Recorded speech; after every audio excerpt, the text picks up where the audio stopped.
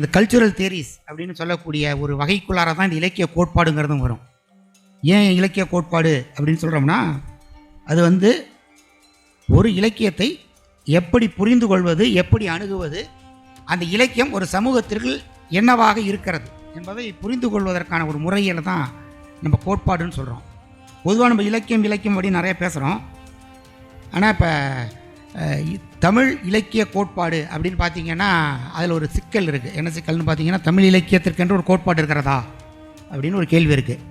அந்த கேள்விக்கு ஒரே பதில் அவர் காமராஜ் ஐயா பேசுனது தான். திணை கோட்பாடு என்று சொல்லக்கூடிய தொல்காப்பியத்தோட திணை கோட்பாடு தான் தமிழ் இலக்கிய கோட்பாடாக இது வரைக்கும் பயன்படுத்தணும். இப்போ இந்த கூட போட்டாங்களே குறிஞ்சி, முல்லை, மருதம், அன்பில் ஐந்திணை, இதெல்லாம் உங்களுக்கு நல்லா பரிச்சயமானது தான். அதில் வந்து பாலை தான் வெற்றி பெற்றார்கள்னு சொன்னாங்க இல்லைங்களா.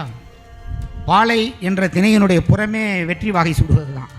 அது எப்படி அது பொருத்தமாக அந்த பாலையின் பேர் வச்சதுனாலே அவங்க வெற்றி அடைந்தாங்களான்னு தெரில.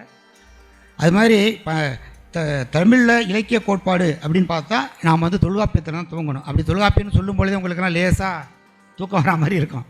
ஏன்னா தொல்காப்பியம் எங்கே போனாலும் தொல்காப்பியம், பூங்கா எங்கே போனாலும் தொல்காப்பியம். ஏன்னா தமிழில் 2 ஐக்கானை வந்து நம்ம திரும்ப பேசிட்டு ஒன்று தொல்காப்பியர், இன்னொரு திருவள்ளுவர். அந்த 2 பேரும் நம்ம திரும்ப பேசிகிட்டே இருப்போம். அப்போ இங்கே இந்த தமிழ் இலக்கிய கோட்பாடு என்ற தலைப்பில் இலக்கியம் அப்படிங்கிற சொல், கோட்பாடு என்ற சொல், இதை 2ஐயும் நம்ம வரையறுத்துட்டோம்னாலே கிட்டத்தட்ட தமிழ் இலக்கிய கோட்பாடை புரிந்து கொண்ட மாதிரி தான். ஏன்னா நம்மளாம் என்ன நினைக்கிறோம்னா, இலக்கியம் என்ற சொல் பல நூற்றாண்டுகளாக அப்படியே புழங்கி வந்து கொண்டிருக்கிற ஒரு உணர்வு நிலை அப்படின்னு நம்ம நினைக்கிறோம். இப்போ இலக்கியம் என்றால் என்ன அப்படின்னு ஒரு கேள்வி கேட்டிங்கன்னா யாருக்குமே பதில் தெரியாது. அதை பற்றி சார்த்தர் கூட ஒரு நூல் எழுதியிருக்காரு, வாட் இஸ் லிட்ரேச்சர்னு. தமிழில் வந்து சிதம்பரநாதன் செட்டியார் வந்து இலக்கியம் என்றால் என்னென்ன ஒரு நூல் எழுதியிருக்கிறார். கிட்டத்தட்ட எல்லாம் 2 பேருமே சமகாலத்தில் தான் எழுதியிருக்காங்கன்னு நினைக்கிறேன். ஒரு 45-60 அந்த ஆண்டுகளில். அங்கே ஃப்ரான்ஸ்லேயும் அந்த கேள்வி எழும்புது, தமிழ்நாட்டிலையும் இந்த கேள்வி எழும்புது. அதுக்காக நான் சொல்ல வரேன். ஸோ அப்போ இலக்கியம் என்றால் என்ன அப்படிங்கிறதை புரிந்து கொள்வது அப்படிங்கிறதே ஒரு கோட்பாட்டு பிரச்சனை தான். ஏன்னா கோட்பாடு என்பது பொதுவாக இப்போ அவர் சொன்னார் இல்லைங்களா, உப்பு, இந்த சோறு என்பதை பற்றி. அதில் வந்து பரமசிவன் கூட உப்பு என்பதை பற்றி ஒன்று சொல்வார். உப்பு என்பது தான் நம்மளோட சுவையினுடைய பேசிக் யூனிட். ஏன்னா உப்பு இல்லாத பண்டம் குப்பையில்னு சொல்லுவாங்க இல்லைங்களா. அப்போ உப்புங்கிறது பேசிக் யூனிட்டை வைத்துக்கொண்டு தமிழில் பாருங்கள் இனிப்பு, கசப்பு, துவர்ப்பு, இப்படி சுவை சார்ந்த எல்லா சொற்களிலும் உப்பு என்பதை நாம் இணைத்து வைத்திருக்கிறோம். அந்த அளவுக்கு தமிழ் மொழி ரொம்ப ரொம்ப நுட்பமான மொழி. அந்த நுட்பமான மொழி குறித்து பேசுவது என்பது ரொம்ப ஒரு நுட்பமான ஒரு அறிவாற்றல் இல்லாமல் இதை நம்ம அணுகவும் முடியாது, பேசவும் முடியாது. அப்போ இலக்கியம் என்பதை எப்படி வரையறுப்பது என்ற ஒரு கேள்வி இருக்குது. நம்ம நினைக்கிற மாதிரி இலக்கியம் என்ற சொல் நமக்கு புழக்கத்தில் வந்தது வந்து 200 வருஷங்களுக்கு முன்னாடி தான். இது வந்து இலக்கிய கோட்பாடு என்ற ஒரு நூலை எழுதின ஒரு பெரிய ஆய்வறிஞரே சொல்கிறாரு, 200 வருடங்களுக்கு முன்பு இலக்கியம் என்ற சொல் வந்து எப்படி இருந்ததுன்னு சொன்னீங்கன்னா, எல்லாத்தையுமே லிட்ரேச்சர்னு தான் சொல்லுவாங்க ஆங்கிலத்தில். எழுதப்பட்டது அத்தனையுமே லிட்ரேச்சர் தான். ஆவணமாக இருக்கலாம், எதவானா இருக்கலாம். அதோட கலை என்ற இன்பத்தை சேர்க்கும் பொழுது அதை நாம் இலக்கியம் என்று சொல்கிறோம். அதை தான் லிட்ரேச்சர் இப்போ நம்ம புழக்கத்தில் பயன்படுத்துகிறோம். இந்த கலை என்ற சொல் இருக்குது பாருங்கள், அதுவே ரொம்ப தமிழ், அதுவே வந்து ஒரு முக்கியமான ஒரு நம்ம ஆய்வு பண்ணி பார்த்தோம்னா ஒரு முக்கியமான ஒரு கருத்து நம்மளுக்கு புலப்படும். என்னென்னா, ஆர்ட் என்ற சொல் வந்து ஆங்கிலத்தில் வந்து ஆர்டிஃபிஷியல், செயற்கை என்ற ரூட்லேருந்து தான் வருது என்ற வேர்லேருந்து தான் எடுக்கிறாங்க. ஆனால் தமிழில் பார்த்திங்கன்னா இந்த கலை என்பதை வந்து அழகு, மான், இப்படி பல்வேறு சொற்களால் தமிழில் பயன்படுத்துகிறாங்க. ஸோ அப்போ தமிழில் இலக்கிய பற்றிய புரிதல் எப்படி இருக்குதுன்னு சொன்னால் அழகியலோடு சேர்ந்ததாக ஒரு புரிதல் இருக்குது. ஆனால் ஆங்கிலத்தில் எப்படி இருக்குது அந்த புரிதல்னால் செயற்கையோடு சேர்ந்த ஒரு புரிதலாக இருக்குது. கலை என்பது ஒரு செயற்கையானது, செய்யப்பட்டது அப்படிங்கிறது தான் ஆங்கில புரிதல். நம்ம தமிழில் இருக்கிற புரிதல்னா கலை என்பது இயல்பானது, இயற்கையானது அப்படிங்கிறது தான். இந்த இயற்கையானது என்பதிலிருந்து தான் இந்த தொல்காப்பியரோட ஐந்திணை கோட்பாடு என்பது வருகிறது. அதில் இந்த தியரி, கோட்பாடு அப்படிங்கிற விஷயத்தை பற்றி மட்டும் ஒரு வார்த்தை சொல்லிவிட்டு நான் அந்த சில விஷயங்களை மட்டும் பேசிட்டு முடிச்சுக்கிறேன். ஏன்னா நேரம் குறுகிய நேரமாக்கனால. கோட்பாடுன்னா வேறு ஒன்றும் இல்லை. இப்போ ஐயா சொன்ன மாதிரி நாம் பொது புத்தியில் எதை புரிந்து கொண்டு இருக்கிறோமோ அதை விமர்சன ரீதியாக கேள்வி கேட்கிற ஒன்று தான் கோட்பாடுங்கிறது. விமர்சன ரீதியாக புரிந்து கொள்வது, யார் எது சொன்னாலும் அதை அப்படியே ஏற்றுக்கொள்வது என்பது கூடாது. அதன் மீது கேள்விகளை எழுப்ப வேண்டும். அப்படி எழுப்பப்படும் கேள்வியின் மூலமாக நாம் அதை விமர்சனபூர்வமாக புரிந்து கொள்வது அப்படிங்கிறதான் கோட்பாட்டோட அடிப்படை. கோட்பாடு என்பது இந்த விமர்சன சிந்தனையிலிருந்து தான் வளருது. அதுதான் கோட்பாடு என்ற சொல்லுமே ஒரு 200 வருடங்கள் தான். தியரி என்ற ஆங்கில சொல்லுமே ஒரு 200 வருடங்களில் அந்த சொல் தான். தமிழில் கூட அதுக்கு வந்து கோட்பாடு என்பதற்கு கொள் ப்ளஸ் பாடு, கோட்பாடு அப்படின்னு ஒரு தமிழ் அகரமொழியில் ஒரு விளக்கம் இருக்குது. ஸோ அப்போ அந்த கோட்பாடு என்ற சொல் என்பது பொதுவாக சமூகத்தில் புரிந்து கொண்டிருக்கிற விஷயத்தை திறனாய்வு முறையிலே, விமர்சன முறையிலே கேள்வி கேட்கிற ஒன்று தான் கோட்பாடுங்கிறது. அப்படி பார்த்திங்கன்னா தமிழில் வந்து தமிழ் தொல்காப்பியம் நம்ம சொல்கிறோம். தமிழ் இலக்கியத்தில் வந்து தொல்காப்பியத்துக்கு பிறகு வரக்கூடிய சங்க இலக்கியம், அதன் பிறகு வரக்கூடிய அறநெறி இலக்கியங்கள், அதன் பிறகு வரக்கூடிய காப்பியங்கள், அதன் பிறகு வரக்கூடிய பக்தி இலக்கியங்கள், இப்படி வரிசையாக தமிழ் இலக்கிய வரலாற்றில் உங்களுக்கு எல்லாம் தெரியும். இவை எல்லாவற்றுக்குள்ளுமே ஒரு கோட்பாடு செயல்படுகிறதுங்கிறது தான் நம்ம பார்க்க வேண்டிய ஒரு முக்கியமான விஷயம். இப்போ நம்ம சங்க இலக்கியம்னு எடுத்துட்டிங்கன்னா அதில் முழுக்க செயல்படக்கூடியது திணை கோட்பாடுன்னு சொல்கிறோம். இந்த குறிஞ்சி, முல்லை, மருதம், நெய்தல்னு சொல்கிறோமே, அது என்னன்னு பார்த்தீங்கன்னா பரிணாம கொள்கையின் பிரகாரம் தமிழ் சமூகம் எப்படி வளர்ச்சி அடைந்தது என்பதை சொல்வது தான் குறிஞ்சி. குறிஞ்சி என்பது மலையில் வாழக்கூடிய ஆதிவாசி தமிழ் சமூகமாக இருந்தவர்கள். மலையிலிருந்து இறங்கி காடுகளுக்கு வருகிறார்கள், திரும்ப கடலுக்கு செல்கிறார்கள், அதன் பிறகு விவசாயத்தை கண்டுபிடித்து மருத நிலத்துக்கு வருகிறார்கள். இப்படி ஒரு தியரி ஆஃப் எவல்யூஷன் என்ற பரிணாம கோட்பாட்டின் அடிப்படையில் தான் அந்த தொல்காப்பியத்துடைய திணை கோட்பாடு என்பது சொல்லுது 5 திணைகளை. அதில் அவர் முக்கியமாக ஒரு விஷயம் சொல்கிறாரு. ஒரு பொருள், ஒரு இலக்கியத்தை எப்படி, ஏன்னா தொல்காப்பியம் என்றால் என்ன உங்களுக்கு புரிஞ்சுக்கணும். தொல்காப்பியமே ஒரு கோட்பாட்டு நூல் தான். ஏன்னா இலக்கணம் என்பதே ஒரு கோட்பாடு தான். கோட்பாடு என்பது என்னென்னா ஒரு குறிப்பிட்ட கருத்தியல் நிலையிலோ ஒரு கருத்தியல்லையோ சில விதிமுறைகளை உருவாக்கி அந்த விதிமுறைகளின் பிரகாரம் இயங்குவது தான். அப்படி தொல்காப்பியம் உருவாக்கின விதிமுறைகளில் ஒன்று பார்த்திங்கன்னா எப்படி ஒரு விஷயத்தை பொருள் கொள்வது என்பது. அதனுடைய முதல் பொருள் அப்படின்னு ஒன்று தொல்காப்பியம் சொல்லுது. அது என்ன அப்படின்னா நிலம், பொழுது அப்படிங்கிறது உங்களுக்கு தெரியும். ஒரு டைம் ஸ்பேஸ்க்குள்ளே இப்படி ஃபிக்ஸ் பண்ணுறது.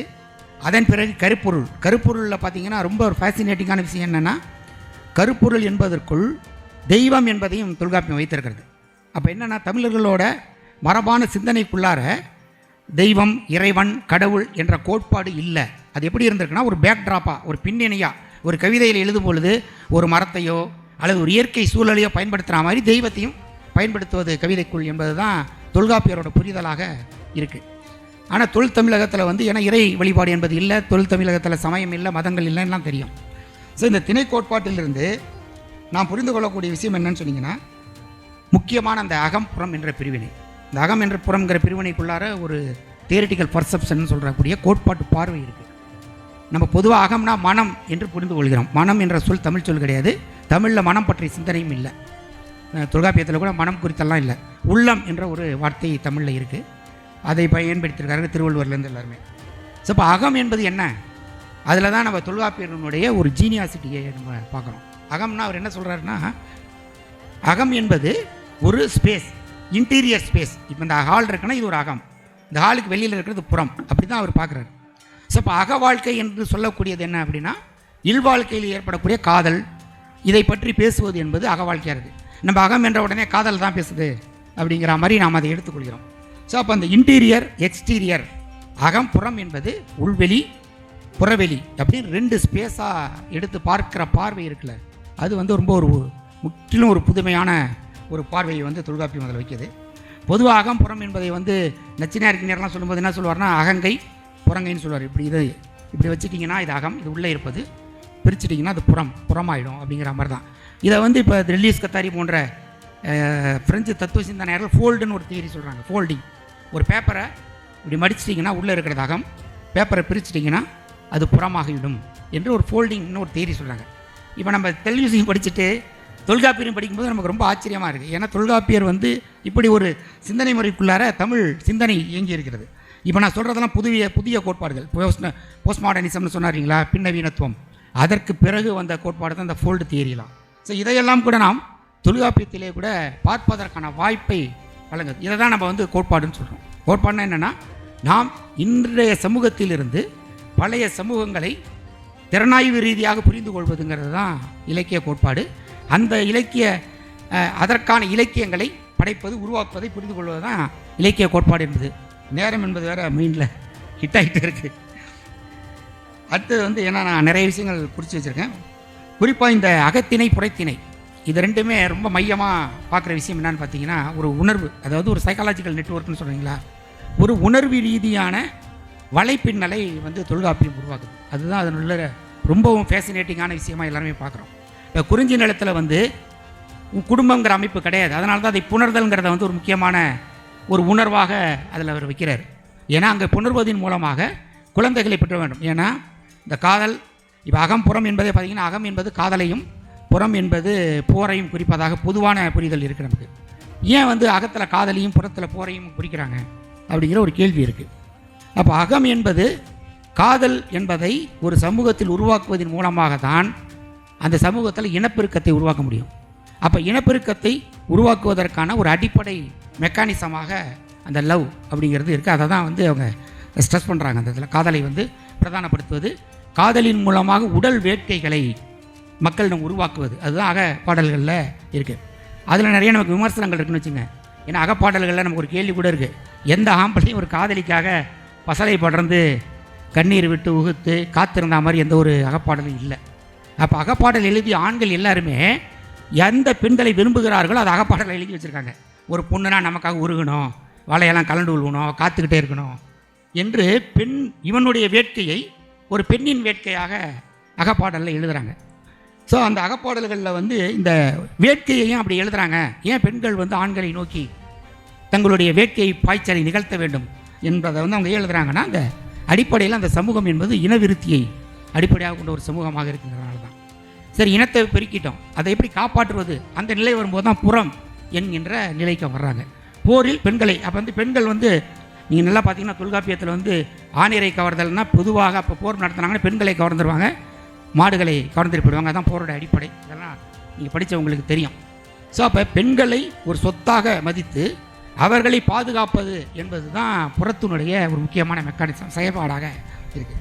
ஸோ அப்போ மொத்தமாகவே நம்ம தொல்காப்பியத்திலிருந்து இன்று வரை பார்த்தோம்னா அது எல்லாமே எப்படி இருக்குனீங்கன்னா, இந்த வேட்கை என்று சொல்ல டிசையர்னு சொல்லுவோம். வேட்கை, விருப்பம், ஒரு பொருள் மீது நாம் கொள்ளும் விருப்பம், அதனால் நம் உள்ளத்தில் ஏற்படக்கூடிய ஆசை, இதையெல்லாம் சேர்ந்த இந்த வேட்கை என்பது எப்படியெல்லாம் மாறிக்கிட்டு வந்திருக்கு அப்படின்னு பார்த்தீங்கன்னா ரொம்ப ஒரு ஆச்சரியமாக நம்ம இலக்கியங்களில் அது அப்படியே வரிசையாக வருது. இந்த தொல்காப்பியத்தில் பார்த்தீங்கன்னா ஆண் பெண் உடல் வேட்கையை மையமாக வைத்து எழுதப்பட்ட வேட்கை மெக்கானிசம் தான் அங்கே மெயினான மெக்கானிசமாக இருக்குது. அது நம்ம வேட்கை எந்திரவியல் அப்படின்னு சொல்லிக்கலாம்.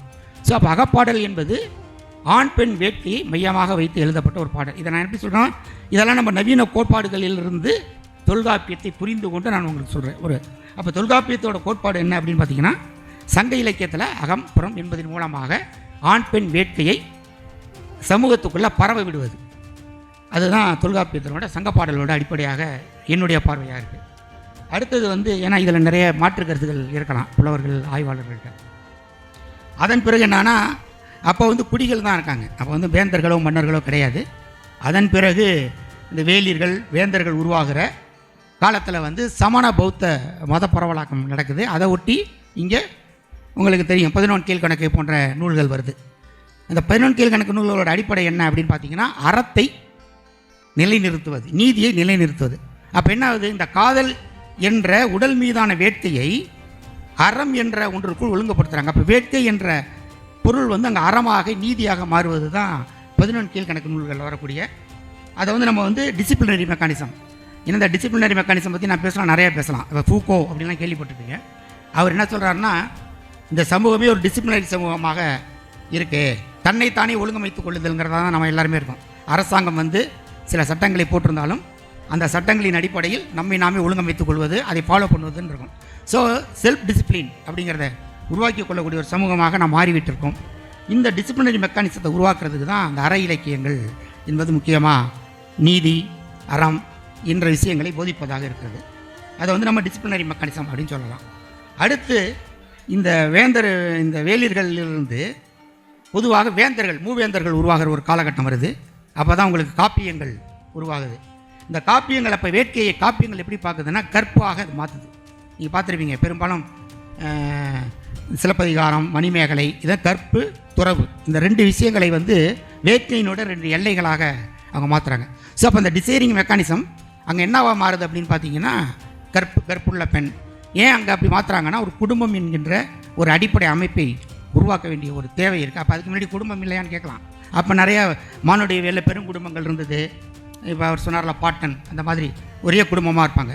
ஸோ இப்போ அந்த இதில் வந்து என்ன பண்ணுறாங்கன்னா, வணிகர் சமூகமாக இருக்கிறதுனால தனித்தனி குடும்பங்கள் நான் ரொம்ப ஸ்பீடாக பேசணுங்கிறதுனால எல்லாத்தையும் இப்படி இணைச்சி பேசிகிட்டு இருக்கேன். இன்னும் விரிவாக பேசினா இதை நிறைய பேசலாம். ஸோ அப்போ அந்த குடும்பம் என்ற அமைப்பை அடிப்படையாக கற்பு என்ற விஷயத்தை நிலைநிறுத்த வேண்டிய தேவை காப்பியங்கள் இருக்குது. அப்போ அது ஒரு ஃபேமிலி மெக்கானிசமாக அந்த காப்பிய காலங்கள் செயல்படுது. அதன் பிறகு காப்பிய காலங்களில் வந்து ஒரு முரண்பாடு வருது. அதை பற்றிலாம் நீங்கள் கேசவன் போன்ற ஆய்வாளர்கள் படிச்சிங்கன்னா தெரியும். வணிக வர்க்கத்தினுடைய ஆதிக்கம் அதிகமாக இருக்குது. அதை எதிர்த்து நிலக்கிழார்கள் போராட்டம் நடத்துகிறாங்க. அந்த நிலக்கிழார்களோட குரலாக பக்தி இயக்கம் உருவாகுது. பக்தி இயக்கத்திலிருந்து ஆழ்வார்கள் நாயன்மார்கள் வந்து பக்தியை பரவ விட்டு அதன் மூலமாக அந்த அந்நிய மன்னர்களினுடைய அந்நிய புற சமயங்களை தூக்கி எறிகிறாங்க. இது வந்து வரலாறு. ஸோ அப்போ வந்து வேட்கையை என்ன பண்ணுறாங்க அப்படின்னா பக்தியாக மாற்றுவது அப்படிங்கிறது நடக்குது. இது எல்லாமே பார்த்திங்கன்னா ஒரு ஆசையை வெவ்வேறு வடிவங்களில் மாற்றுவதன் மூலமாக ஒரு சமூகத்தை ஒழுங்கமைக்கிறதுங்கிறது நடக்குது. அப்போ வந்து ரிலீஜியஸ் அப்போ தான் முதலாக தமிழ் சமூகத்தில் சமயம் குறித்த சிந்தனைகள்லாம் வருது. அதன் பிறகு சைவம், இவங்க புற சமயம்னு சொல்லிட்டு நான் அக சமயம்னு சொல்லி இங்கே இருக்கிற சமயங்கள் உருவாக்குறாங்க. பல கடவுள்களை கண்டுபிடிக்கிறாங்க. அந்த கடவுள்களையெல்லாம் வந்து திருமணம் பண்ணி வைக்கிறாங்க. அப்புறம் கொள்ளக்குட்டிலாம் கடவுள்களுக்கு உருவாகுது. அந்த கதைகள் நிறையா இருக்குன்னு வச்சுங்க. அதன் மூலமாக ஒரு ரிலீஜியஸ் மெக்கானிசத்தை பரப்புவது தான் காப்பிய காலங்களினுடைய அடிப்படையாக இருக்கிறது தான் பக்தி அப்படின்னு சொல்கிறோம். அந்த பக்தி அந்த காப்பிய காலம் முடிந்த பிறகு என்ன ஆகுதுன்னா நில உடைமையெல்லாம் வந்து வலுவாக மாறுது. மன்னர் ஆட்சிகள்லாம் போய் ஜமீன்தார் நிலக்கிழார் ஆட்சிகள் வரும் பொழுது அவர்களை அண்டி பிழைக்கக்கூடியதாக இலக்கியம் மாறும் பொழுது தான் உங்களுக்கு சிற்றிலக்கியங்கள் உருவாகுது. சிற்றிலக்கிய காலம் என்பது வருது. அதில் தான் பரணி உலா எல்லாம் படிச்சிருப்பீங்க, தமிழ் ஆய்வாளர்களுக்கு தெரியும். ஸோ இதை கொஞ்சம் போர் அடிக்கும்னு நினைக்கிறேன் உங்களுக்கெல்லாம். இருந்தாலும் ஒன்றும் பண்ண முடியாது. அதனால் அந்த நில உடைமை சமூகத்தில் இந்த டிசையர், இந்த வேட்கை என்பது என்னவா மாறுதுன்னா விசுவாசமாக மாறுகிறது. அந்த விசுவாசம் தான் இன்னைய வரைக்கும் நாம் வந்து ஒரு அரசுக்கோ ஒரு அதிகாரத்திற்கோ ஒரு குடும்பத்திற்கோ ஒரு தந்தைக்கோ விசுவாசமாக இருத்தல் என்பது என்ன, இன்னொரு பக்கம் அடிமையாக இருத்தல் என்பது தான். ஸோ அந்த விசுவாசம் என்ற மெக்கானிசமாக அந்த டிசையரிங் ஆயிடுது. ஒருத்தருக்கு அடிமையாக இருப்பது நமக்கு இன்பமான விஷயமாக மாறுவது என்பது அதுக்கு பிறகு நடக்குது. ஸோ இது வந்து பழங்கால தமிழ் சமூகத்தில் நடந்த டிசைரிங் மெக்கானிசம் எப்படியெல்லாம் மாறி இருக்குன்னு நான் உங்களுக்கு சொன்னேன். இப்போ காலனிய சமூகம் வந்துடுது. அப்புறம் வெள்ளைக்காரர்கள் வந்த பிறகு ஆங்கிலேய சமூகம் வந்த பிறகு தான் கொலோனியல் மெக்கானிசம்னு சொல்லக்கூடிய நாம் வந்து நாகரிகம் என்ற ஒன்றிற்குள் நுழைகிறது இந்த சமூகம். அதுக்கு நாகரிகம் என்று நான் சொல்வது என்னென்னா, இந்த நாகரிகம் என்ற சொல்லே வந்து நம்ம இந்திய தமிழ் சமூகத்துக்கோ அல்லது தமிழ் மொழிக்கோ குறித்த சொல்லலை. ஏன்னா அது சிவிலைசேஷன், சிவில் சொசைட்டி என்பதிலிருந்து சிவிலைசேஷன் வருது. சிவிலைசேஷனை அடிப்படையாக வைத்துக்கொண்டு ஆங்கிலேயர்கள் உலகம் முழுவதும் நாங்கள் தான் உயர்ந்தவர்கள் அப்படின்னு சொல்கிறாங்க. அது பற்றி பல கோட்பாடுகள் இருக்குது. ஸோ அந்த காலனிய சமூகம் வரும் பொழுது நாம் நம்மை ஒரு ஆங்கிலேயர்களாக மாற்றிக்கொள்வதும், பேண்ட் போடுவதோ அல்லது உடை மாற்றம், பண்பாட்டு மாற்றம், எல்லாவற்றிலையுமே மாற்றம் நிகழ்கிறது. ஆங்கில கல்வி வருது. இப்போ ஆங்கில கல்வி வந்த பிறகு தான் இங்கே முதலாக கோட்பாடு குறித்த சிந்தனையே வருது. இதை சொல்கிறது தான் நான் இவ்வளோ தூரம் ட்ராவல் பண்ண வேண்டியதாக இருக்குது. ஸோ அப்போ கோட்பாடு குறித்த சிந்தனை எப்போ வருது நமக்குன்னா, ஆங்கில கல்வி வந்த பிறகு ஆங்கிலேயர்கள் பயன்படுத்திய மானுடவியல் கோட்பாடு அப்படின்னு ஒன்று இருக்குது.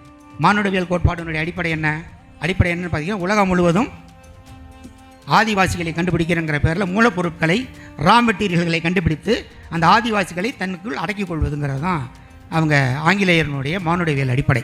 மானுடவியல் என்பது ஒரு வகையான மக்களை அடிமைப்படுத்துவதற்கான கொலோனியல் மெக்கானிசமாக உருவானது தான்.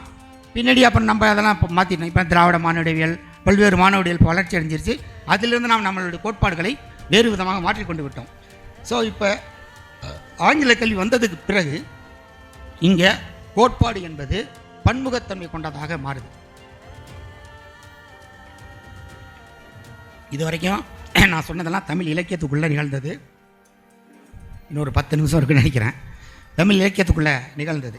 இப்போ ஆங்கில கோட்பாடுகள் வந்த பிறகு தான் இங்கே பல்வேறு விதமான கோட்பாடுகள் தமிழ் இலக்கியத்தில் வருது. அதில் முக்கியமாக ஆங்கிலேய குடியேற்ற நாடுகள் காலத்தில் தேசியம் அப்படிங்கிற கருத்தாக்கம் வருது. அப்புறம் பாரதி, அதெல்லாம் உங்களுக்கு தெரியும். பாரதிதாசன், இப்போ இருக்கிற புதிய நவீன இலக்கியம் என்ற கண்ணோட்டம் வருது. இந்த தமிழில் நவீன இலக்கியம் வரும் பொழுது பல்வேறு நவீன விமர்சன முறைகள், நவீன இலக்கிய கோட்பாடுகள் வந்துடுது. ஏன்னா இலக்கிய கோட்பாடுகளில் 2 விதமாக இருக்குது இலக்கிய கோட்பாடுகள். ஒன்று, ஒரு இலக்கியத்தை எப்படி உருவாக்குவது அப்படிங்கிறது ஒரு கோட்பாடு. இப்போ நான் சொன்னது அதுதான். பக்தி இலக்கிய காலம்னா அப்போ பக்தி இலக்கியம் தான் மேன்மையானது. அப்போ யாருமே மற்ற இலக்கியமே எழுதியிருக்க மாட்டாங்களா? ஏன் அந்த இலக்கியம்லாம் என்ன ஆச்சு? கிடையாது. ஏன்னா எது வந்து அதிகாரத்தில் ஒரு இலக்கிய, அதை வந்து லிட்ரரி கேனனைசேஷன் ஆங்கிலத்தில் சொல்லுவாங்க. அது நம்மளுடைய இலக்கிய பீடம், எது இலக்கிய பீடமாக அமைகிறதோ. இப்போ உதாரணமாக எல்லாரும் புது கவிதை எழுதுகிறாங்க. ஏன்னா கவிதை என்பது ஒரு அதிகார பீடத்தில் இருந்தால் எல்லாரும் கவிதை எழுதுவாங்க. நாடகம் எழுதுவது ஒரு அதிகார பீடத்திலிருந்து எல்லாரும் நாடகம் எழுதுவாங்க. அதுதான் மக்களோட அடிப்படை. ஸோ அப்போ இந்த லிட்ரரி கேனன் அப்படிங்கிறது வந்து ஆங்கிலேயர் காலத்தில் என்னவாக உருவாகுது அப்படின்னு பார்த்தீங்கன்னா, நம்ம நவீன இலக்கியம் அப்படிங்கிறது இங்கே வருது. அந்த நவீன இலக்கியத்தில் வந்து பல்வேறு கோட்பாடுகள் வருது. அப்போ இங்கே பல்வேறு இலக்கிய உருவாக்கங்கள், அதில் தான் நாவல், கவிதை, சிறுகதை எல்லாம் வருது. இப்போ இந்த வினாடி வினாலெல்லாம் கேட்டாங்களா, குலத்தங்கரை அரசமரம், சித்தி ஜுனைதா எழுதின நாவல், அப்புறம் குலத்தங்கரை அரசமரம், இந்த மாதிரி பல்வேறு உரைநடை இலக்கியங்கள்லாம் வருது. அது வந்த பிறகு பல்வேறு ஆங்கில இலக்கிய கோட்பாடுகளை வந்து கொண்டு வர்றாங்க. இது நான் முதல்ல சொன்னது இலக்கியம் எப்படி உருவாகுகிறது என்பதை நான் பக்தி இதெல்லாம் சொன்னேன். இது ரெண்டாவது கோட்பாடு என்னென்னா, ஒரு இலக்கியத்தை எப்படி அணுகுவது, அது வந்து லிட்ரரி கிரிட்டிசிசம்னு சொல்கிறோமே, அதுவும் ஒரு கோட்பாடு தான். இலக்கிய திறனாய்வு முறை. இந்த இலக்கிய திறனாய்வு முறைக்கு நம்ம பல்வேறு கோட்பாடுகளை பயன்படுத்தி திறனாயலாம். அவர் இப்போ பேராசிரியர் சொன்னாங்க இல்லைங்களா, பெண்ணியம், post modernism, post colonialism, structuralism, இப்படி பல்வேறு இலக்கிய கோட்பாடுகள் தமிழில் அறிமுகமாகுது. அதுக்கு ஒரு பெரிய வரலாறு இருக்குது. சுருக்கமாக என்ன சொன்னோம்னா, மாடர்னிசம் தமிழுக்குள் வரும் பொழுது மாடர்னிசம் கொண்டு வந்த புதிய இலக்கிய வகைகளை, நாவல், இலக்கிய சிறுகதை, புதிய கவிதைகள், இதையெல்லாம் புரிந்து கொள்வதற்கான சில கோட்பாடுகளையும் வெளிநாடுகளிலிருந்து இங்கே அறிமுகப்படுத்துகிறாங்க. அப்படி அறிமுகப்படுத்துகிற முக்கியமான கோட்பாடுகளில் ஒன்று இந்த நியூ கிரிட்டிசிசம். அந்த நியூ கிரிட்டிசிசம் அப்படிங்கிறது என்னென்னா, ஒரு இலக்கியத்தை வடிவம் எது, உள்ளடக்கம் எதுன்னு பிரிச்சுட்டு அந்த வடிவத்தை ஆய்வு செய்வது என்பது தான் புது விமர்சன முறை. அதுதான் தமிழில் வந்து முதல் விமர்சன முறையும். அந்த அடிப்படையில் ரசனைவாதம், அதன் பிறகு வந்து அமைப்பியலுக்கு பிறகு வந்து மார்க்சிசம், ஃபெமினிசம், இப்படி பல்வேறு கோட்பாடுகள் வருது. இந்த ஒவ்வொரு கோட்பாடுகளும் இலக்கியத்தை எப்படி திறனாய்வு செய்வது, ஒரு இலக்கியத்தை, அதாவது எப்படின்னீங்கன்னா, ஆக்சுவலாக கோட்பாடுக்கு இன்னொரு கருத்தும் இருக்குது. கோட்பாடுன்னு சொன்னால் தியரியை வந்து டூல்ஸ் பாக்ஸ் அப்படின்னு சொல்லுவாங்க ஆங்கிலத்தில். பல்வேறு கருவிகள் அதில் இருக்கும். ஒரு கோட்பாடுனா, இப்போ மார்க்சிசத்துக்குள்ளே நிறைய டூல்ஸ் இருக்கும். என்னென்னு பார்த்தீங்கன்னா, உற்பத்தி சக்தி, உற்பத்தி உறவுன்னு. இப்போ பெண்ணியன்னு எடுத்துட்டிங்கன்னா ஆணாதிக்கம், தாய் வழி சமூகம், தந்தை வழி சமூகம் அப்படின்னு இருக்கும். இப்படி ஒவ்வொரு தியரி எடுத்துக்கிட்டிங்கன்னா அதுக்குள்ளார நிறைய டூல்ஸ் இருக்கும். ஸ்பானரு, நம்ம சொல்கிறோம்ல ஸ்பானர், சுத்தி, அந்த மாதிரி சில டூல்ஸ் இருக்கும். ஸோ நீங்கள் மார்க்சிசத்தை எடுத்து பயன்படுத்தினீங்கன்னா அந்த மார்க்சியன் டூல்ஸை வந்து நல்லா தரவாக உங்களுக்கு பயன்படுத்த தெரியணும். உற்பத்தி சக்தினா என்ன, உற்பத்தி உறவுனா என்ன அப்படின்னு. அதே மாதிரி ஒவ்வொரு கோட்பாடுகளுக்குள்ளரையும் இந்த டூல்ஸ் பாக்ஸ்ன்னு சொல்லுவாங்க. தியரி என்பது ஒரு டூல்ஸ் பாக்ஸ் அப்படின்னு ஒரு கான்செப்ட் இருக்குது. ஸோ அதை பயன்படுத்தி பார்க்கும் பொழுது இந்த புது விமர்சன முறை என்பது வடிவம் என்பதை அடிப்படையாக வைத்துக்கொண்டு இலக்கியத்தை அணுகியது. அதுதான் தமிழ் இலக்கிய கோட்பாடில் முதலாக நமக்கு வந்த புது விமர்சன முறை. இந்த விமர்சன முறை வந்து சீசு செல்லப்பான்னு ஒருத்தர் தான் முதல்ல தமிழ் அறிமுகப்படுத்துகிறாரு. அதை ஒட்டி நவீன இலக்கியங்களை இந்த வடிவ முறையில் அணுகுவது. ஒரு கவிதைனா அதுக்கு என்ன வடிவம், சிறுகதைனா அதுக்கு என்ன வடிவம் இருக்க வேண்டும் என்பதை தீர்மானிப்பது தான் அந்த வடிவவியல்வாத விமர்சனம் என்பது. அடுத்தது வடிவவியல் விமர்சனத்துக்கு பிறகு வந்தது மார்க்சியம், ஃப்ராய்டியம் அப்படின்லாம் ஒன்று இருக்குது. அது என்ன, இப்போ மார்க்சியம்னு சொன்னீங்கன்னா அது சமூகத்தோட, தோழர் பேசினாருங்களா, ஒரு இலக்கியம் என்பது ஒரு சமூகத்தோடு என்ன உறவு கொண்டிருக்கிறது என்பதை பற்றி பார்ப்பதுங்கிறது அந்த இலக்கிய கோட்பாடு. ஒரு உதாரணமான பக்தி இயக்கம் பற்றி நான் சொன்னேன்ல, பக்தி இயக்கம் என்பது நிலக்கிழார்கள் எல்லாம் சேர்ந்துக்கிட்டு அன்று ஆதிக்கத்திலிருந்து வணிக வர்க்கத்துக்கு எதிராக ஒரு பெரிய போராட்டத்தை நடத்துகிறாங்க அப்படிங்கிறது தான் மார்க்சிய அடிப்படையில் சொல்லப்படக்கூடிய ஒரு கருத்து. இப்போ தேசியம்னு எடுத்திங்கன்னா, இந்திய சுதந்திர போராட்டம்னு எடுத்திங்கன்னா, தேசியம் என்ற கருத்தியலை வந்து உருவாக்குறாங்கன்னா அதுக்கு பின்னாடி என்னென்ன வர்க்கங்கள் அதனுடைய நலன் இருக்குலாம் பார்க்குறதுங்கிறது மார்க்சிய அந்த அடிப்படையிலிருந்து இலக்கியங்களையே அவங்க அணுகுனாங்க.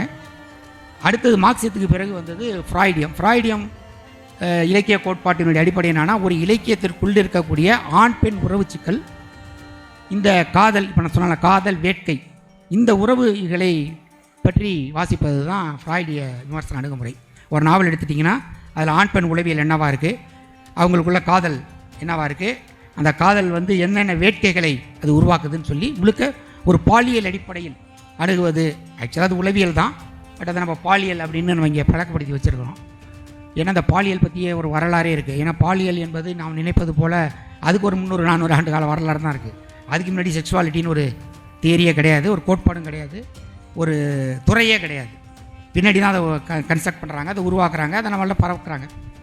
ஸோ அப்போ இந்த பாலியல் அடிப்படையில் ஒரு இலக்கியத்தையோ இதையும் அணுகுவதை வந்து நம்ம ஃப்ராய்டிய இலக்கிய கோட்பாடு என்று நம்ம பார்க்கலாம். அதெல்லாம் தமிழில் இருக்குது, அதை பற்றிய நூல்களும் இருக்குது. அடுத்தது வந்து பெண்ணியம். பெண்ணியத்தை பொறுத்த வரைக்கும் நான் ஏற்கனவே சொன்ன மாதிரி ஒரு நாவலில் பெண்ணை எப்படி கட்டமைக்கிறாங்க அப்படிங்கிறதை பார்ப்பது தான் பெண்ணிய விமர்சனம். குறிப்பாக அது வந்து தாய் வழி சமூகம். ஒரு பெண் தாய் வழி சமூகம்னு சொல்லி பாப்பா மாரியம்மன் காளியம்மன்லாம் சாமி சொல்கிறோம் இல்லைங்களா, அதெல்லாம் தாய் வழி தெய்வங்கள், சிறு தெய்வம், இதெல்லாம் இந்த தாய் வழி சமூகமாக இருந்தது தந்தை வழியாக மாறி ஆணாதிக்கமாக மாறி இன்றைக்கி ஆண்களை பிரதானமாக கொண்டதாக இருக்கிறது என்று பார்ப்பது. அப்போ ஆண் வந்து ஒரு பெண்ணை எப்படியெல்லாம் சித்தரிக்கிறான். இப்போ நான் சங்க இலக்கியத்தில் உங்களுக்கு ஒரு உதாரணம் சொன்னேன் இல்லைங்களா, பெண்கள் வந்து எப்போ பார்த்தாலும் ஆணுக்கு ஏங்கிக்கிட்டே இருப்பா, அழுதுகிட்டே இருப்பா, இப்படி சித்தரிப்பது. இது வந்து உண்மையிலே பெண்களோட வேட்கை கிடையாது, ஒரு ஆணோட வேட்கை. ஆணோட வேட்கையை பெண்ணின் மேலே ஏற்றி அவள் தான் பெண், இல்லை அச்சம் மடம் நாணம் பயிர்ப்பு உள்ளவ தான் பெண், இந்த 4 பண்புகள் தான் இருக்கணும்னு சொல்லி இந்த மாதிரி விஷயங்களை வந்து ஒரு பிரதிக்குள்ளார் எப்படி ஒரு பெண்ணை வந்து அடக்குமுறை செய்கிறாங்க என்று பார்ப்பது ஒரு பெண்ணிய விமர்சன முறை. அடுத்தது அமைப்பியல். அமைப்பியலில் பொறுத்த வரைக்கும் ஒரு ஒரு அது அமைப்பியல் என்பது ரொம்ப அடிப்படையிலே ஒரு விஷயத்தை சொல்லிடுது. என்ன சொல்லுதுன்னா, ஒரு படைப்பை ஒருத்தன் தன்னுடைய சில பேர் சொல்லுவாங்களே தன்னுடைய உள்ளொலி தரிசனம், தமிழ் இந்தியாவில் தரிசனம்னு சொல்லுவாங்க, அகக்காட்சியின் மூலமாக, தரிசனம் என்ற சொல்லுக்கு சரியான தமிழில் அகக்காட்சின்னு தான் நினைக்கிறேன். தன்னுடைய அகக்காட்சியின் மூலமாக ஒருத்தன் இலக்கியத்தை படைக்கிறான். ஆட்டோ ரைட்டிங்லாம் இருக்குது, அது சில பேர் தமிழில் கிண்டலாக கூட நாங்கள் சொல்லுவோம். ராத்திரியெல்லாம் லைட் ஆஃப் பண்ணிவிட்டு நோட்டில் பேனா வச்சுட்டு அப்படியே கண்ணை மூடிட்டே இருந்தாலும் அதான் எழுதிடும், காலையில் பார்த்தா படைப்பாயிடும் அப்படின்னு. இந்த மாதிரியான தரிசன அடிப்படையில் இலக்கியங்களை படைப்பது என்ற கருத்தை வந்து அமைப்பியல்வாதம் மறுக்குது. அமைப்பியல்வாதம் என்ன சொல்லுதுன்னா, இலக்கியம் என்பது எல்லா பொருள் மாதிரி அது ஒரு உற்பத்தி தான், அது ஒரு ப்ரொடக்ஷன், அது ஒரு ப்ராடக்ட்டு.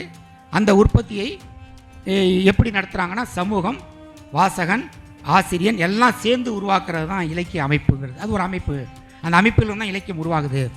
அவங்களோட தியரி பிரகாரம் அவங்க என்ன சொல்கிறாங்கன்னா, அதுக்கப்புறம் பின் அமைப்பியல்னு ஒன்று இருக்குது, போஸ்ட் ஸ்ட்ரக்சரிசம். அவங்கள என்ன சொல்கிறாங்கன்னா, வாசகன் தான் வந்து பிரதியை உருவாக்குறான், ஆசிரியன் என்பவன் பிரதிக்குள் இல்லை.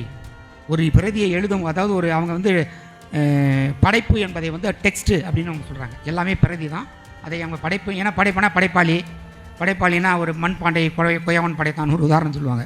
இல்லைனா எப்படி மண்பாண்டம் வரும், அதனால் ஒருத்தன் இருக்கணும் படைப்பாளி.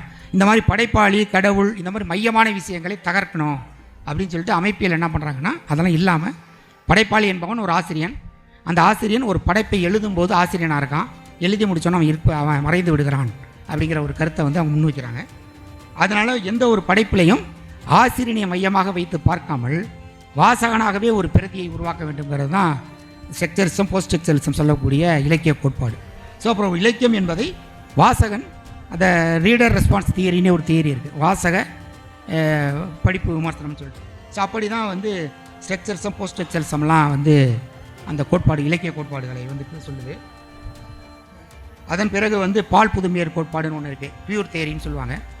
அவங்க வந்து இந்த ஆண் பெண், அவங்க என்ன சொல்கிறாங்கன்னா, பால் என்பது வந்து பலவிதமாக இருக்குன்றாங்க. நம்ம நினைக்கிற ஆண் பெண் 2 தான் இருக்குன்னு, சயின்டிஃபிக்காகவே 6 வகையான பால் இருக்குன்னு ஒரு தியரி இருக்குது.